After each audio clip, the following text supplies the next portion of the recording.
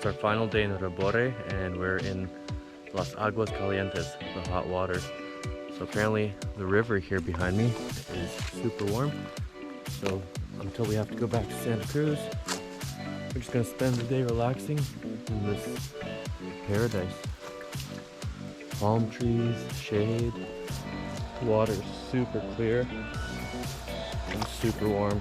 It's beautiful.